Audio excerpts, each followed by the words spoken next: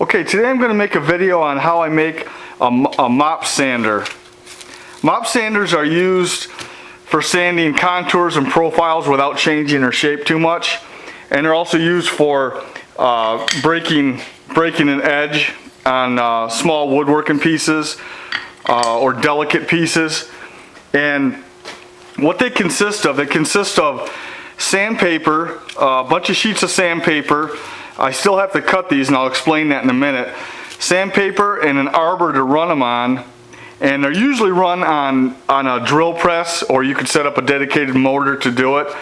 But I'm going to show, I've never made one. I've seen them online, and I have a good application for them right now. I've got all these spokes that I have, and I tapered these spokes on 3 sides, and I ran them through the router table to round the edges. And there's some saw marks on 2 of the faces, and when I ran it through this across the router bit, the roundover bit, it left a kind of a sharp edge on 2 of the sides. So I'm going to try to get rid of that. And I have over 80 parts here, so I figured this would be a good time to make one of these sanders. They look pretty neat to make, and I don't think it's going to take that long. What you'll need to make them is, I went out and got some sandpaper, some emery paper, emery cloth, and this is fine. It says fine on the back here, and I wanted to get a little bit more aggressive, but I went to a couple stores and there's only one place that I could find this. And if I had to guess, this is probably about 150 grit. If I had my choice, I'd probably go a little bit more aggressive, maybe 100 or 120, but I think this is going to work fine. So these are 9 inches by 11, this sandpaper, and so far what I did was I happen to have a paper cutter here that worked real nice. I cut this sandpaper right in half to make 2 5.5 inch pieces, and then I took those 5.5 right here, 5.5 by 9, and I took and cut them into 4 more pieces, so you'll get 8 pieces like this, which are 2 1/4 by 5.5. A lot of the sanding mops I saw online were 6 inch, but I think this will be fine, the 5.5. That way you'll get 8 pieces out of 1 sheet of paper. So I started out with 10 9 by 11 sheets, and so far I have a stack that's probably about 1.5 inches, and I still have some more to cut up. So I'll cut these all up, and then what you have to do is, what I did here is I made a template. This is 2 1/4 inch pieces of plywood that I double side taped back to back, and I found the center because you're going to need to drill a 1/2 inch hole in there for the arbor. And then I went off the edge 1.75 inches, and I made 9 evenly spaced pieces in here. And these pencil lines, that's where I'm going to go ahead and cut that, either on the bandsaw or the scroll saw. So I'm going to make these cuts in here because that's what we're going to do to our sandpaper.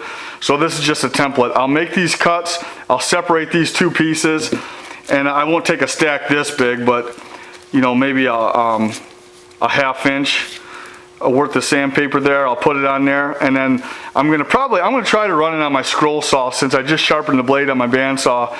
I'm gonna try a scroll saw blade, and I'm gonna cut all those, and then take it to the drill press and drill a 1/2 inch hole through the center.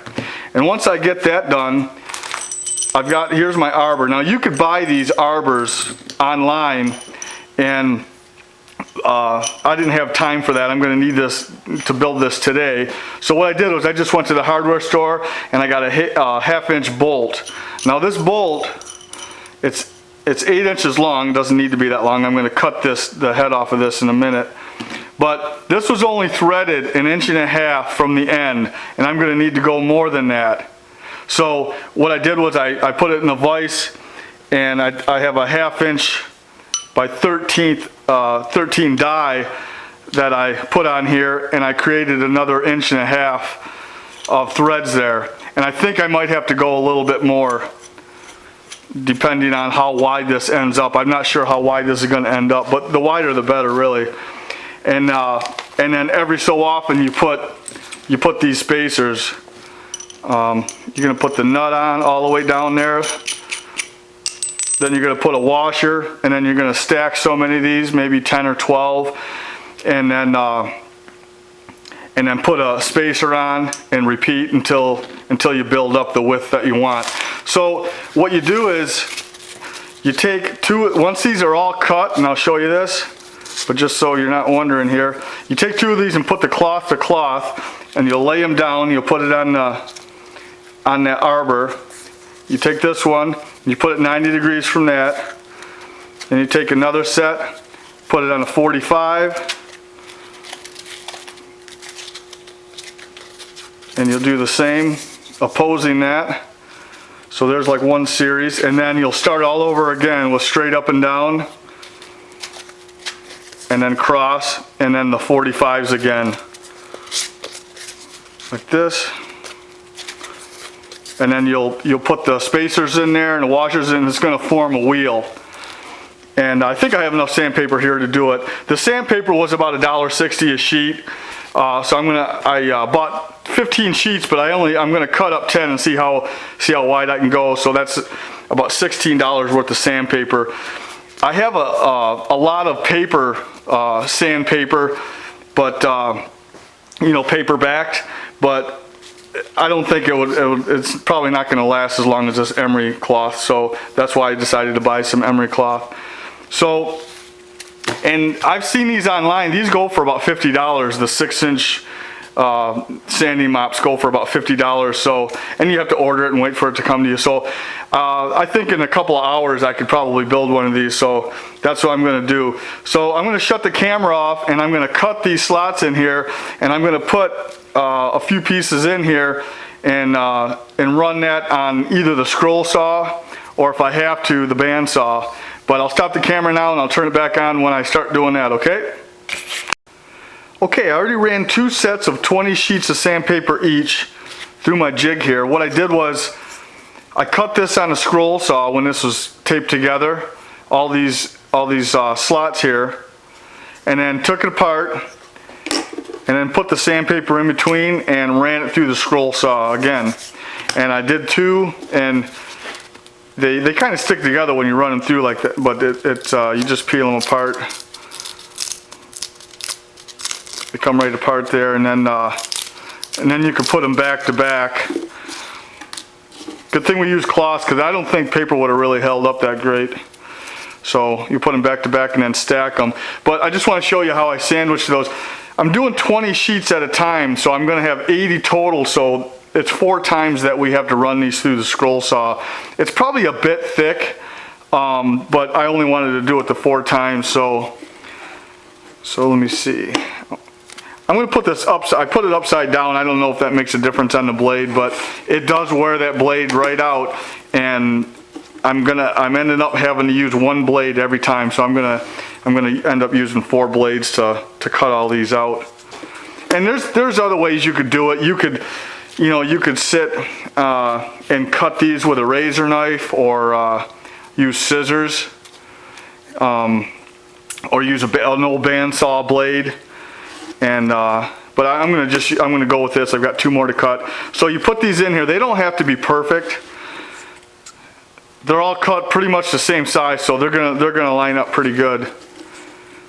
And then I just put this in my vise to hold them. And I have some 1.5 inch tape, blue tape here.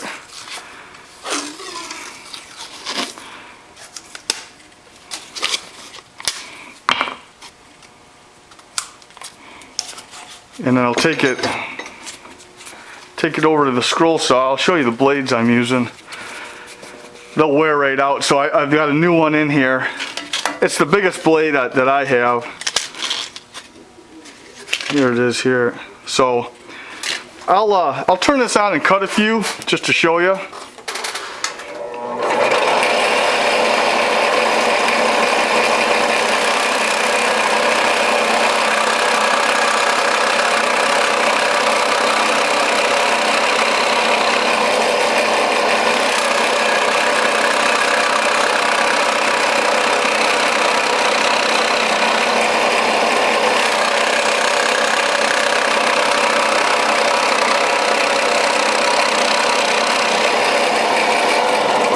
So there's 3 right there.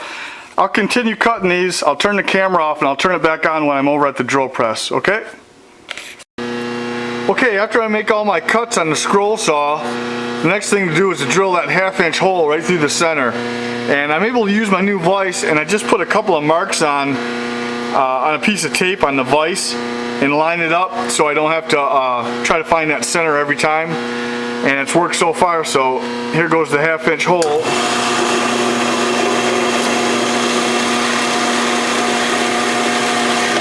It drills through that real nice. I thought that going through that emery paper it might get gnarled up and act funny, but it didn't. It went through real nice.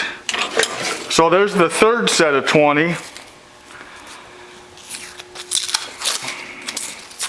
I'll take the tape off.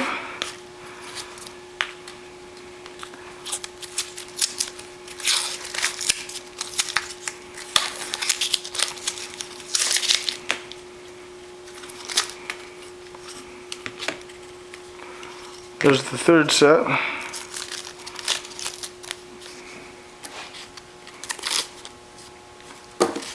So I'll do one more set, and then I'll start the camera back up when I go to start stacking those on this arbor, okay?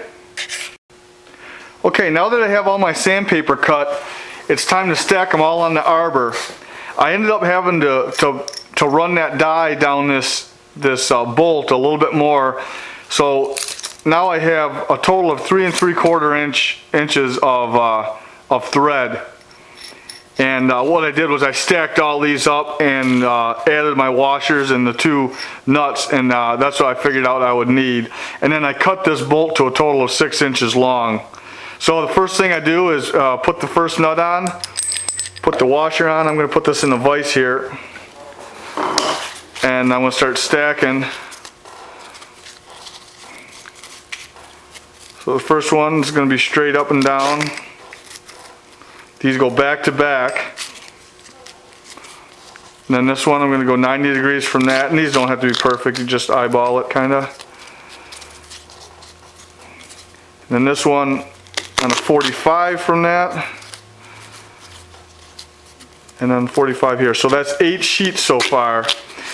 And I thought instead of going straight up and down again, I'd take this other one and run it like on a 22.5 degree. So I'm going to put this one like that, and then this one's going to be 90 from that.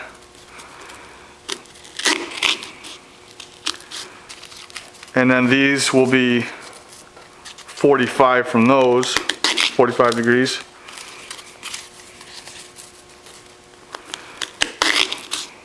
Like that there. Now that's 16 sheets, so I figured out I have 80 sheets total. And I want to put 4 washers in between. So every 16 sheets, I'm going to put a washer.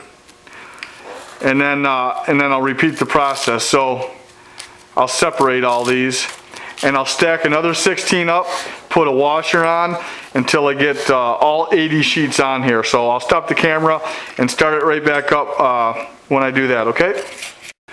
Okay, I have the mop sander all put together, and I have it chucked up in my drill press. It ended up being about 3 inches thick this way, which is more than enough, I think. So I tightened up the 2 nuts on it.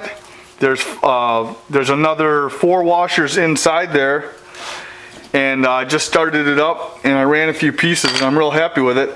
I'll start it up here and show you. Here's the little piece I'm going to be running. I don't know if the camera can pick it up, but there's saw marks. And then from routering this, it left a real crisp line right on the edge there. Now I have this running at 2,000 RPMs. I was looking on the computer, they run them from anywhere from 2 to 3,000. The next step up on this drill press is like 3,900, so I just left it at the 2,000 right now. So I'm going to turn it on. It spins pretty true, and then. And if your hand hits it a little bit, it's, you know, not the end of the world. It doesn't hurt that much. Well, it doesn't hurt at all. I'm real happy with it. You just gotta watch how you run it. You don't ever want to put a leading edge into it. It's spinning as you're looking down on it, it's spinning clockwise just like it would for when you're drilling. So I'm going to use it to get these saw marks out. Like that, and then these edges here are sharp, so you just run it through. And you get a sense for how long to keep it in there or how many times to run it through to make that, to break that edge. But it works great. I want those. There's a lot of times I have pieces of wood that I'm working on that I need to break the edge like that, and it's a lot of time to sit there and sand them. This is a nice consistent way of getting that edge to break like that. Here's a piece of rough sawn mahogany, and this is just to show it's not meant for flat work. It's meant for contours and profiles and stuff, but just to show what it can do if you set this on here. This is rough sawn. You can see it starts to take away that surface. And then here's a piece of molding I ran through on my Woodmaster, and the knife in it was real sharp. You could barely see the milling marks, but if you wanted to take those marks out, or if you had some old molding that you wanted to sand, to sand this by hand is real tedious. So I'm going to put some pencil marks on here just to show this here.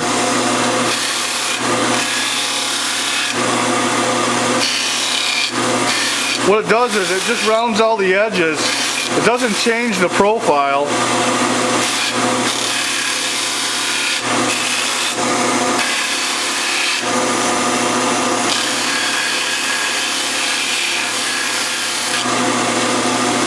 Just smooths it right out, and it smooths these the edges also.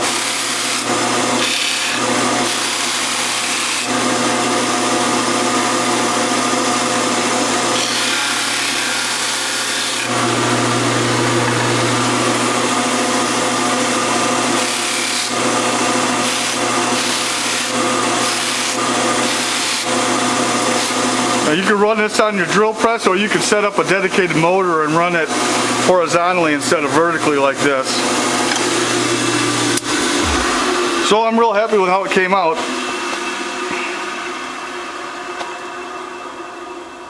I figured out there's 80 sheets of sandpaper in there, and with all these cuts in here, that means there's 1,440 of these individual pieces of sandpaper in here all the way around. 1,440, and if you figure out how many times you cut, if you sat there and cut each one of these individually, that comes out 1,280 cuts. So it's definitely worth it to do it on some kind of a saw with that jig that I made up. So that'll do it on how you build a mop sander. All right.